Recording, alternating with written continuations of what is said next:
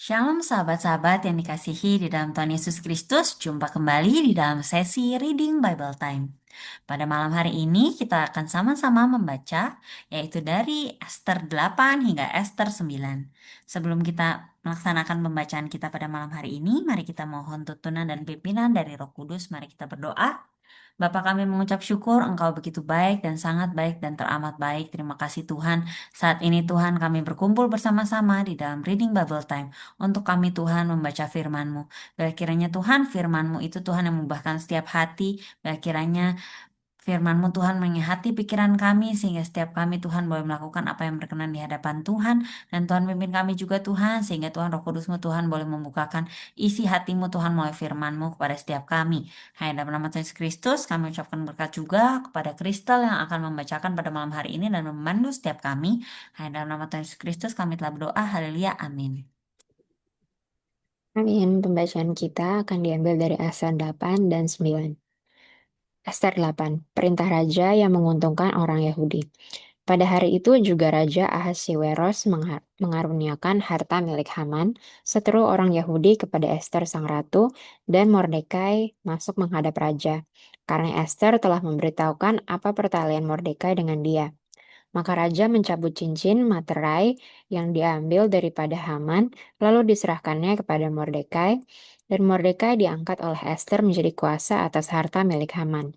Kemudian Ester berkata lagi kepada raja sambil sujud pada kakinya dan menangis memohon karunia-Nya, supaya dibatalkannya maksud jahat Haman, orang Agag itu, serta rancangan yang sudah dibuatnya terhadap orang Yahudi. Maka raja mengulurkan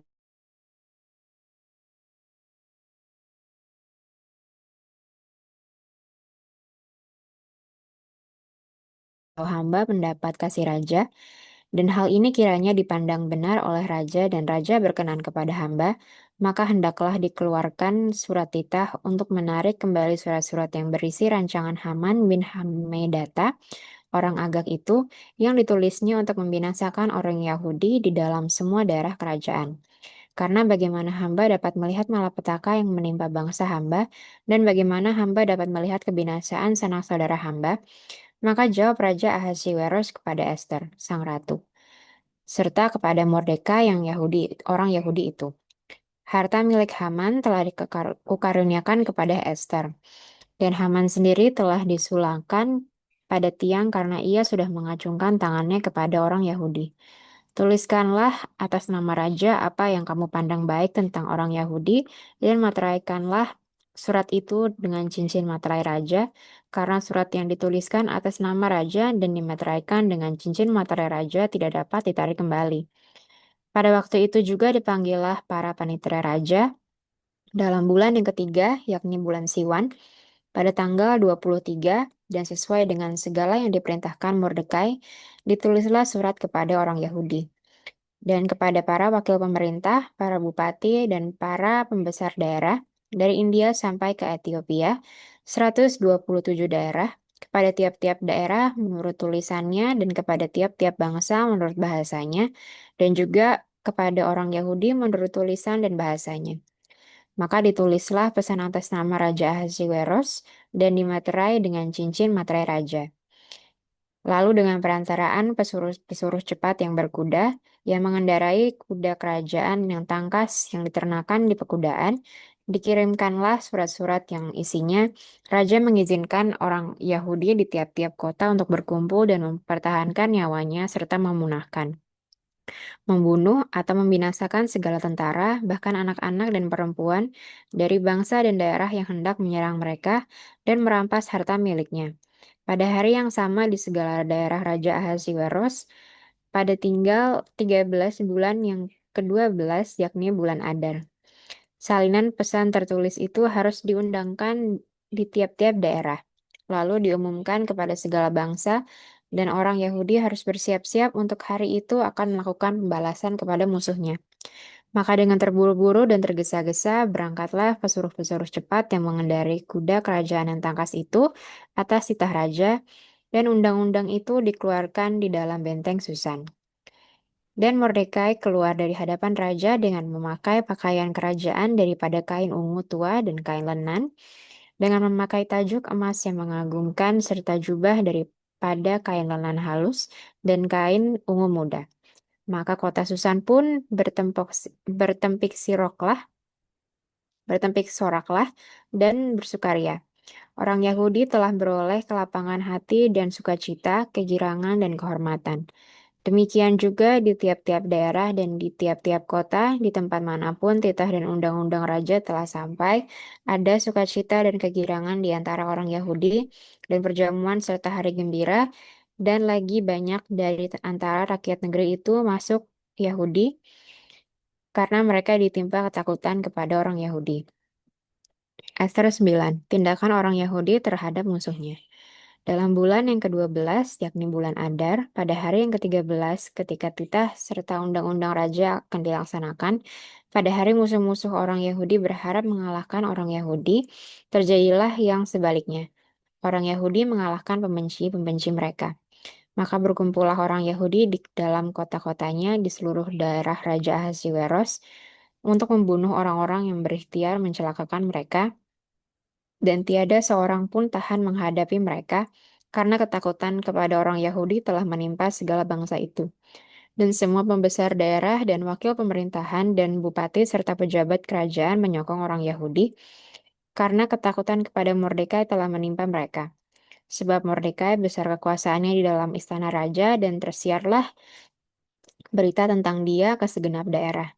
Karena Mordekai itu bertambah-tambah besar kekuasaannya. Maka orang Yahudi mengalahkan semua musuhnya. Mereka memukulnya dengan pedang, membunuh dan membinasakannya. Mereka berbuat sekehendak hatinya terhadap pembenci-pembenci mereka. Di dalam benteng Susan saja orang Yahudi membunuh dan membinasakan 500 orang. Juga Parsandanta, Dalfon, Aspata, Porata, Adalia, Aridata, Parmasta, Arisai, Aridai, dan Waizata. Kesepuluh anak laki-laki Haman bin Hamedata, seteru orang Yahudi, dibunuh oleh mereka. Tetapi kepada barang rampasan tidaklah mereka mengeluarkan tangan. Pada hari itu juga jumlah orang-orang yang terbunuh dalam benteng Susan disampaikan ke hadapan raja. Lalu titah raja kepada Ester sang ratu, di dalam benteng Susan saja orang Yahudi telah membunuh dan membinasakan 500 orang beserta ke-10 anak aman. Di daerah-daerah kerajaan yang lain, entahlah apa yang diperbuat mereka, dan apakah permintaanmu sekarang, niscaya akan dikabulkan. Dan apakah keinginanmu lagi, niscaya dipenuhi. Lalu jawab Ester, jikalau baik pada pemandangan raja, diizinkanlah kiranya kepada orang Yahudi yang di Susan untuk berbuat besok pun sesuai dengan undang-undang untuk hari ini. Dan ke-10 anak Haman itu hendaklah disulahkan pada tiang. Raja pun menitahkan berbuat demikian. Maka undang-undang itu dikeluarkan di Susan dan ke-10 anak Haman disulahkan orang. Jadi berkumpullah orang Yahudi yang di Susan pada hari yang ke-14 bulan Adar juga, dan dibunuhnyalah di Susan 300 orang, tetapi kepada barang rampasan tidaklah mereka mengeluarkan tangan. Orang Yahudi yang lain yang ada di dalam daerah kerajaan berkumpul dan mempertahankan nyawanya serta mendapat keamanan terhadap musuhnya. Mereka membunuh 75.000 orang di antara pembenci-pembenci mereka, tetapi kepada barang rampasan tidaklah mereka mengeluarkan tangan. Hal itu terjadi pada hari yang ke-13 dalam bulan Adar. Pada hari yang ke-14 berhentilah mereka, dan hari itu dijadikan mereka hari perjamuan dan sukacita. Akan tetapi orang Yahudi yang di Susan berkumpul baik pada hari yang ke-13, baik pada hari yang ke-14 dalam bulan itu. Lalu berhentilah mereka pada hari yang ke-15, dan hari itu dijadikan mereka hari perjamuan dan sukacita. Oleh sebab itu, orang Yahudi yang di pedusunan, yakni yang diam di perkampungan, merayakan hari yang ke-14 bulan Adar itu sebagai hari sukacita dan hari perjamuan, dan sebagai hari gembira untuk mengantar makanan. Penetapan Hari Raya Purim. Maka Mordekai menuliskan peristiwa itu lalu mengirimkan surat-surat kepada semua orang Yahudi di seluruh daerah Raja Ahasiweros, baik yang dekat baik maupun yang jauh, untuk mewajibkan mereka supaya tiap-tiap tahun mereka merayakan hari yang ke-14 dan yang ke-15 bulan Adar, karena pada hari-hari itulah orang Yahudi mendapat keamanan terhadap musuhnya, dan dalam bulan itulah sukacita mereka berubah menjadi sukacita, dan hari perkabungan menjadi hari gembira, dan supaya menjadikan hari-hari itu hari perjamuan dan sukacita, dan hari untuk mengantar makanan dan untuk bersedekah kepada orang-orang miskin. Maka orang Yahudi menerima sebagai ketetapan apa yang sudah dimulai mereka melakukannya dan apa yang ditulis Mordekai kepada mereka.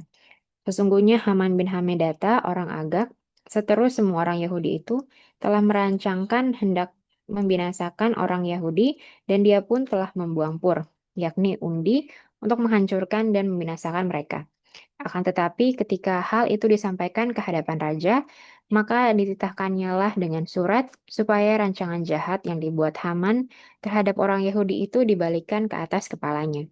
Maka Haman beserta anak-anaknya disulahkan pada tiang. Oleh sebab itulah hari-hari itu disebut Purim menurut kata Pur. Oleh sebab itu juga lah yakni mereka seluruh isi surat itu, dan karena apa yang dilihat mereka mengenai hal itu dan apa yang dialami mereka, orang Yahudi menerima sebagai kewajiban dan sebagai ketetapan bagi dirinya sendiri dan keturunannya dan bagi sekalian orang yang akan bergabung dengan mereka, bahwa mereka tidak akan melampaui merayakan kedua hari itu tiap-tiap tahun. Menurut yang dituliskan tentang itu dan pada waktu yang ditentukan, dan bahwa hari-hari itu akan diperingati dan dirayakan di dalam tahun tak dalam tiap-tiap angkatan, dalam tiap-tiap kaum, di tiap-tiap daerah, di tiap-tiap kota, sehingga hari-hari Purim itu tidak akan lenyap dari tengah-tengah orang Yahudi, dan peringatannya tidak akan berakhir pada antara keturunan mereka. Lalu Esther, sang ratu, anak Abihail, menulis surat bersama-sama dengan Mordekai. Orang Yahudi itu, surat yang kedua tentang Hari Raya Purim ini dituliskannya dengan segala ketegasan untuk menguatkannya.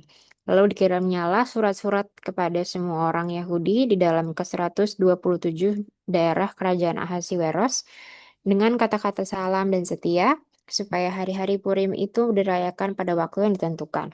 Seperti yang diwajibkan kepada mereka oleh Mordekai orang Yahudi itu, dan oleh Esther sang ratu, dan seperti yang diwajibkan mereka kepada dirinya sendiri serta keturunan mereka mengenai hal berpuasa dan meratap-ratap. Demikianlah perintah Esther menetapkan perihal Purim itu kemudian dituliskan di dalam kitab. Demikian pembacaan kita pada hari ini. Thank you, Kristal. Boleh dong, Kristal, di-sharingkan dapat apa nih dari firman yang kita boleh baca pada malam hari ini? Kalau aku sebenarnya dapat dari Esther ke-8, di mana kalau um, di sini kan kita membaca terkhususnya di Esther 8 yang tadi, bagaimana para orang Yahudi itu em, udah didikrit gitu supaya untuk dibunuh semuanya, bahkan nggak cuma yang laki-laki aja tapi sampai ke perempuan dan anak-anak gitu. Mereka tuh mau dimusnahkan lah gitu intinya.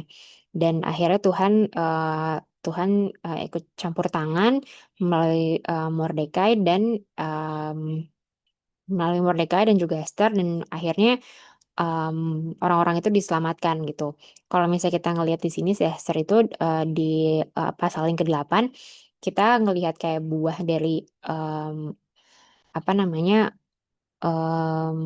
kita melihat ada karakter Tuhan di situ, di mana kita melihat Tuhan itu adalah seseorang yang membawa terang dan juga membawa keselamatan di tengah-tengah kegelapan dan juga kesusahan, dan yang bisa mengubah sebuah keadaan yang mencekam kayak orang-orang ini mau dibunuh gitu, sampai mungkin orang-orang udah juga putus asa, tapi Tuhan ubah menjadi orang-orang ini lebih berpengharapan, lebih bersukacita juga gitu. Jadi bisa ngeliat juga Tuhan itu adalah eh, Tuhan yang bisa mengubah keadaan kita yang tadinya misalnya kurang baik jadi lebih baik, itu tuh ada di tangannya Tuhan gitu.